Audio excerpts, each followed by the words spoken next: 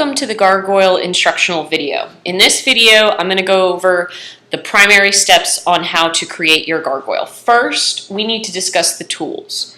Now, before you begin actually making your gargoyle, I would like you to watch this entire video and then you can replay it as you need it. Now, the first thing you're going to need is obviously clay. You're going to need approximately 1 pound of ceramic clay. Now, if we have had concern about your accessibility to ceramic clay, air dry clay from the craft store will work just fine. You will need 1 pound. And again, there's one thing, do not purchase modeling clay. Modeling clay will not work. It is either ceramic or air dry clay that you will have to get. The next thing is just a small container of water, just enough to dip your finger in. You will need some kind of roller. You can just use a rolling pin. Just make sure you clean it very well afterwards. Or anything cylindrical that is firm that can help you roll out a flat piece of clay. The next thing you're going to need is a ruler. As long as it is in inches, you're good. And then, of course, your clay tool set. Now, your clay tool set, if you were not able to purchase one or had an issue with it, you can also use plastic utensils, believe it or not, and an old toothbrush. Again, you would not want to use these afterwards. Please throw them away. So, let's begin. With your pound of clay, you will have to divide it into approximately half, so about half a pound each way. The first thing we have to do is we have to make the base for your gargoyle. Now, the base is kind of tricky because you don't want it to be too thin. When you begin, just kind of flatten it out a little bit so it's got a good base to it already. And you will have to stand for this portion. As you roll it out, you will want to make sure that you are actually picking up the piece of clay, flipping it, and rotating it. So that way you get an even piece. So each time we pick up, we flip, and we rotate. So that way we get a nice even slab. A slab of clay is any flat piece of clay. So when you think of a slab, think of something like a pancake. We rotate. Now, what we need is we need our slab to be about the width of our pinky. So when it reaches that point, I am actually going to stop. So almost. So you don't want it to be super thin. You want this to be about the thickness of a nice thick pancake you would get at IHOP. All right, there we go. Now, the next part is to create our base. Our base needs to be approximately 4 inches by 4 inches. The best tool to use to cut your clay is a flat tool that looks like this. Again, if you don't have one, you can also just use a plastic knife. Either one works. So I'm going to take my ruler. I'm going to get a nice straight edge, cut off the excess. It might take 2 times across. If you just want to start by making the straight edges and then go into the exact measurement, that is fine.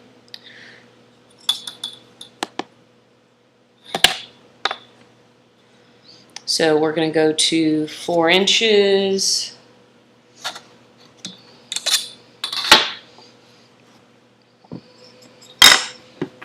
Pick this up and rotate it. It's not a perfect square, that's okay, but we do want to get it as close as we can to that 4 inches by 4 inches.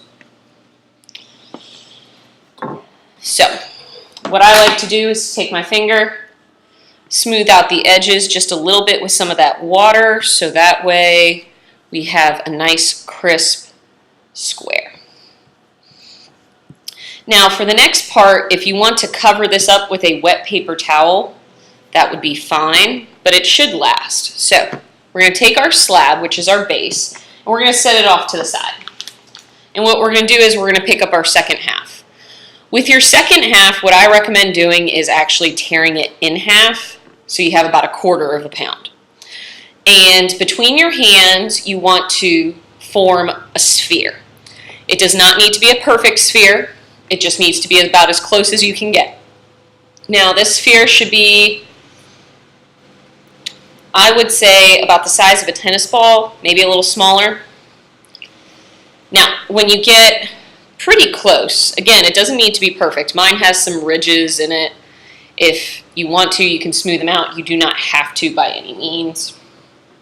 What you're going to do is you're going to create a pinch pot. And to create a pinch pot, you take your thumb and you're going to press into your sphere, just like this. Now, not all the way through.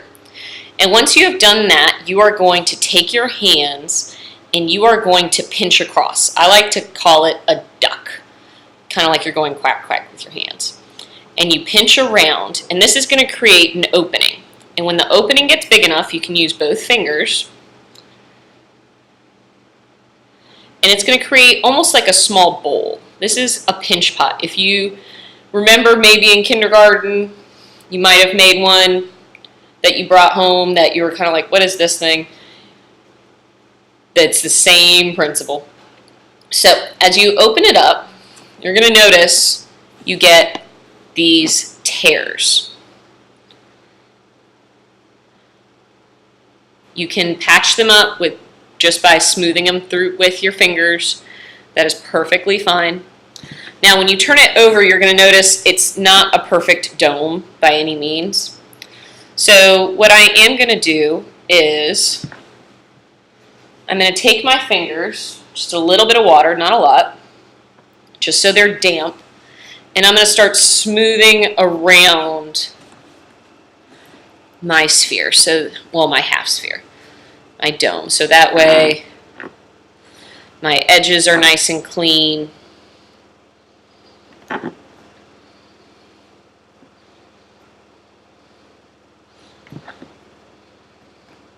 And I don't see any of those little cracks.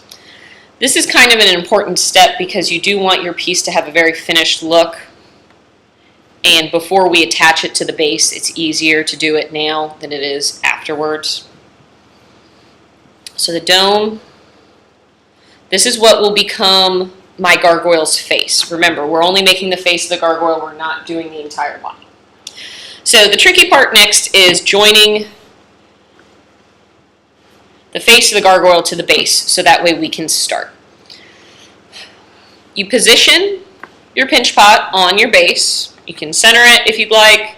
It's totally up to you.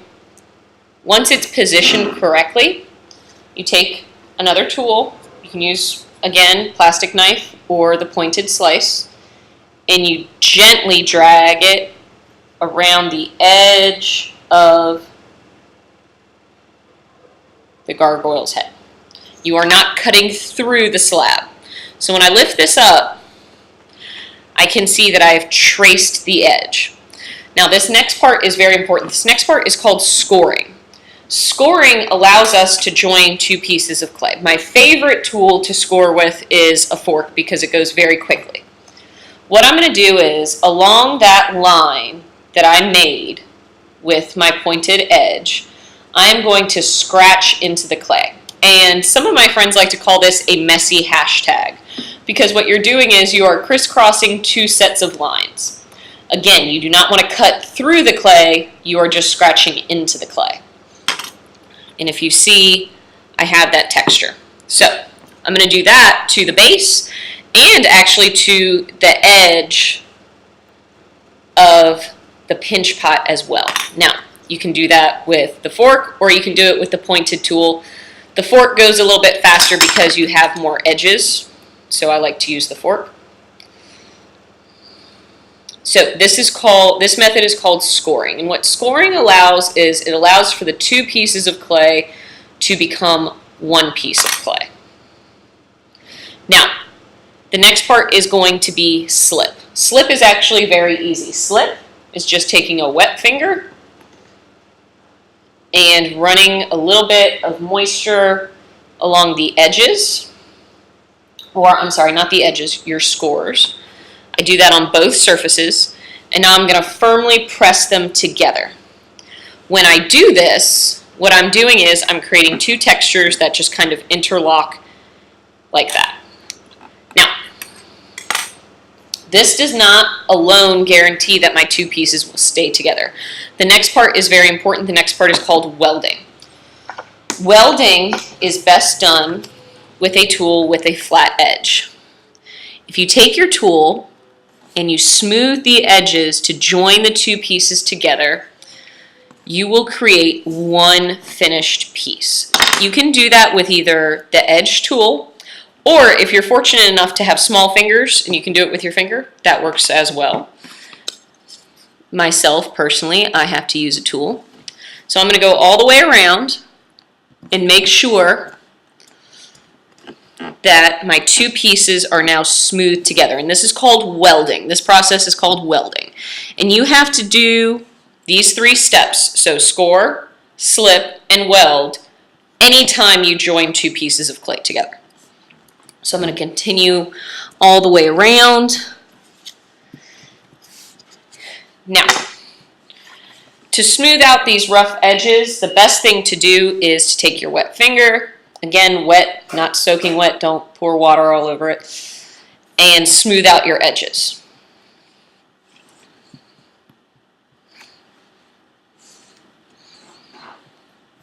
And once they have been cleanly joined together, you have the basis of what your gargoyle will be. So this will be the face of my gargoyle. Now, this next step is actually quite important. On the back, you're going to very carefully pick this up, and on the back, you take either any kind of pointed tool, and you're going to poke a hole in the back. This allows air to reach the back of your gargoyle, which will allow it to dry. Do not forget this step. Now comes the fun part.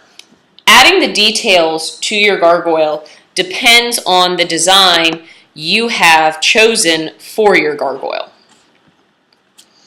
Now, you should have several pieces of clay left over, and I'm going to show you different things you can do to create the face of your gargoyle. You have to take these techniques and apply them to your own design.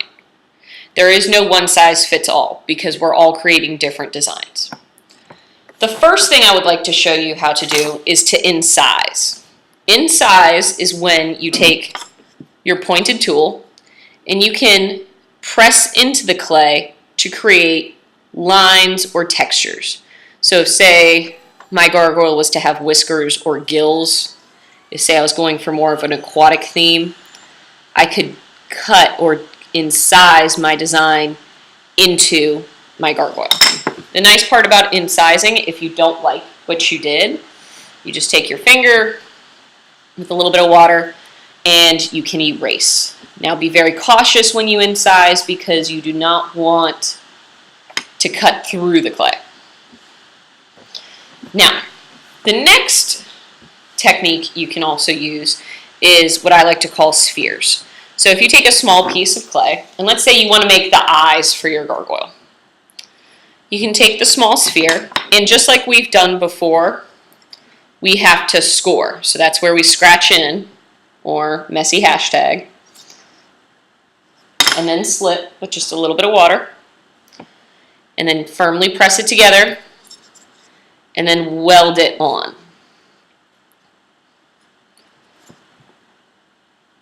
So this is if I wanted to use a sphere, and that could create eyes for my gargoyle. If, say, your gargoyle is having several eyes, you can do that as well.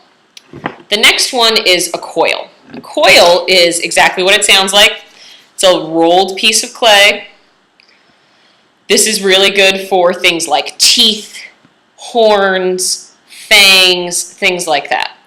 You don't want the coil to be too small. I would say no smaller than the width of a pencil or a pen, because if not, then it will more than likely break. Say you wanted to attach, same concept. Score, slip, and weld. For this piece, I would certainly weld with my finger because it's a little small and harder to fit. The next technique I'll show you is how to take slabs and cut them into the shape. So let's say I take a really thin piece like this and I want to create ears, horns, same thing. I'm going to take my tool and I'm going to cut out the shape that I want.